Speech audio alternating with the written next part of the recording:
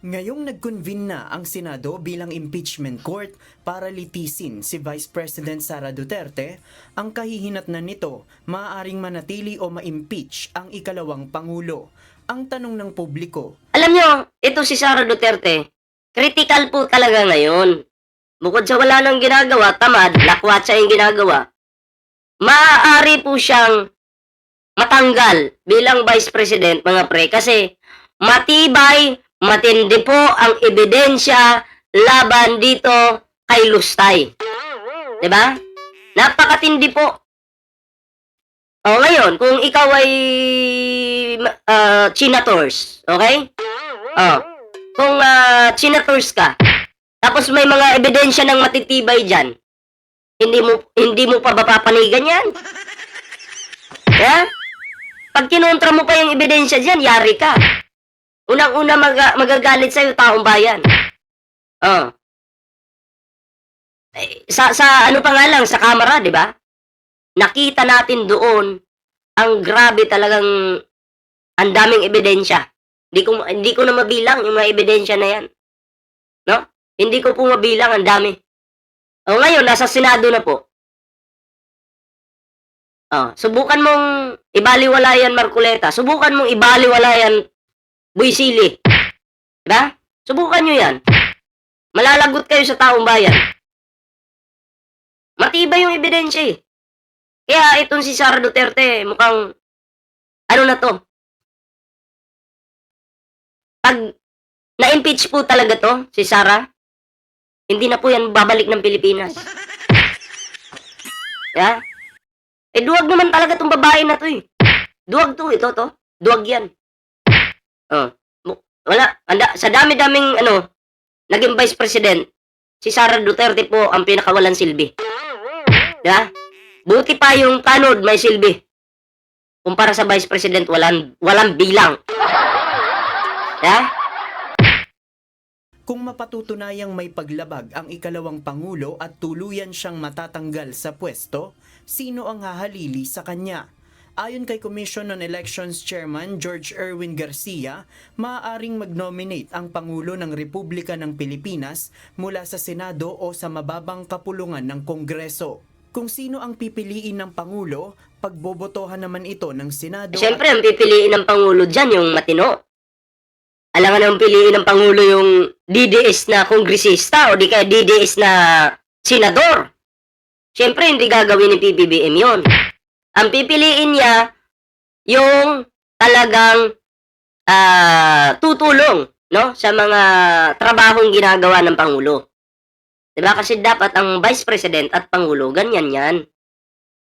Magtatrabaho yung Pangulo, susuporta si Vice President.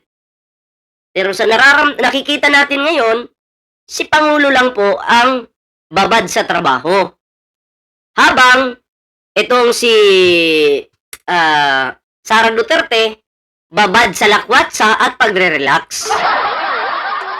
Diba? Raffy Tulfo, ay nako, pabor na pabor po ako dyan pag Raffy Tulfo kasi magaling po magtrabaho.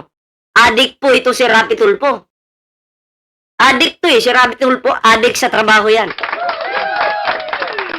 Anyway, kahit sino naman, wag lang po yung mga chinators. Kahit sino po, wala pong problema sa akin. Wag lang po yung mga chinators talaga. Diba? Mahirap. Baliw na nga yung ating Vice President. Papalitan pa ng baliw. Ay di walang kwenta. At mababang kapulungan ng Kongreso. Ayan, nasa hindi pa po nakakapag-like, share, subscribe, kalimbangin nyo na po yan. Para po maging updated po kayo sa mga uploads natin dyan.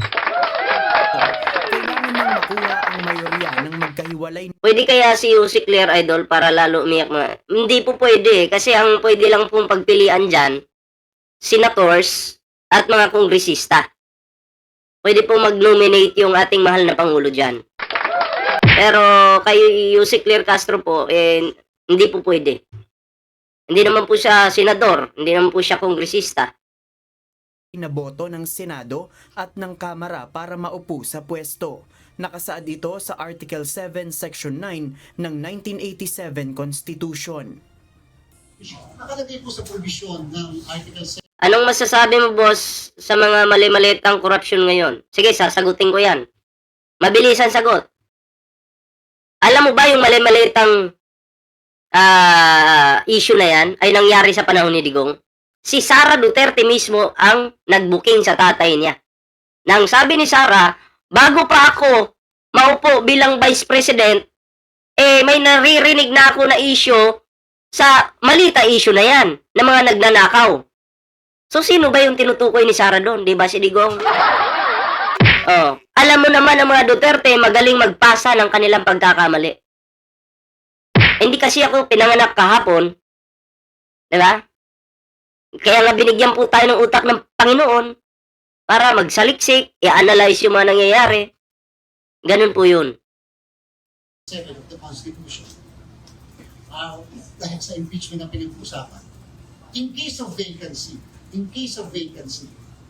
sa posisyon na halimbawa po ay Vice President halimbawa, in case of vacancy, ang papalit po dyan, Katulad nito, sabi ni Pamela Puet, ang bobo daw ng sagot ko.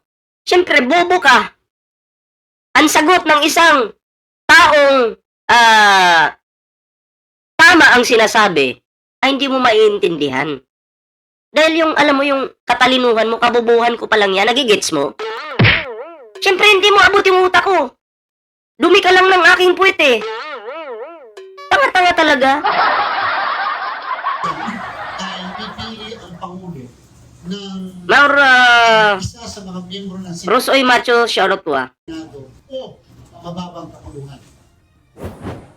Dagdag ni Chairman Garcia, pwede rin namang magpatawag ng special election ang Senado para bumoto ang publiko. Gayunman, bilyon-bilyong piso ang gagastusin dito para lang sa isang bakanteng posisyon. Depende po yun sa Senado ngayon kung magpapatawag sila sa amin ng special election. At kasi nga po pag nagpatawag ka, nationwide kahit isang posisyon, 19 billion po yun na gastos. Ayon sa COMELEC, nangyari na ito noon sa panahon ng panunungkulan ni dating Pangulong Gloria Macapagal Arroyo. Si Aling Maliit, buhay pa pala to. Kala ko patay na to. Kala ko mamamatay na to dati kasi may ano na sa leeg eh. Anong tawag doon? Neck brace ba yun? Kala ko mamamatay na. Buhay pa rin. Tibay ng buhay ng mga taong masamang damo talaga. Matapos ang EDSA People Power 2 Revolution kung saan napatalsik si dating Pangulong Joseph Estrada, si Arroyo ang umupo bilang Pangulo mula sa pagiging Vice-Presidente. At dahil nabakante ang posisyon ng ikalawang Pangulo, ninominate ni Arroyo si Senator Chofisto Ginggona Jr. para umupo bilang ikalawang Pangulo ng Pilipinas. Nakakuha naman ito ng majority vote sa parehong kapulungan ng Kongreso kaya siya naupong Vice-Presidente. Siya ang natatanging Vice-Presidente sa kasaysayan ng Pilipinas na hindi dumaan sa national election. Nagsilbi siya sa loob ng higit 3 taon mula February 7, 2001 hanggang noong June 30, 2004. JP Nunez, UNT. Naku, mukhang mauulit to Naaamoy ko na talaga yung pagtalsik ni Sara Duterte. Pagsibak sa kanya ng taong bayan. Okay? Kasi, pansin nyo, si Sara hindi na po umuwi ng Pilipinas. Pansin nyo. Andun na siya palagi sa ibang planeta. Pansin nyo yun? So, ramdam na po ni Sara. Oo, ramdam na niya yung kakaharapin niyang problema. Kasi pag andito siya sa Pinas, pag automatic na patalsik siya bilang Vice President, ay baka hindi na po siya payagan na makalabas pa ng bansa. Ito yung opinion ko lang naman. Baka hindi na siya payagan kasi ang daming kaso nito. Ang daming kinaso sa kanya. Diba? So baka hindi na payagan ng gobyerno. O kaya ang ginawa niya, inutakan niya siguro yung gobyerno, in-advance na niya. Kasi feeling niya, alam niya na yung kakalabasan sa impeachment na yan. Diba? So kayo po mga pre, ano po yung inyong opinion dito? Ano po yung inyong reaction? And comment down below para naman po mabasa po natin yung inyong mga kanya-kanyang reaksyon at mga komento. Ayan. Like, share, subscribe po para po ay maging updated po kayo sa mga uploads natin. So, ayan. Move po tayo, no? Sa next topic po natin.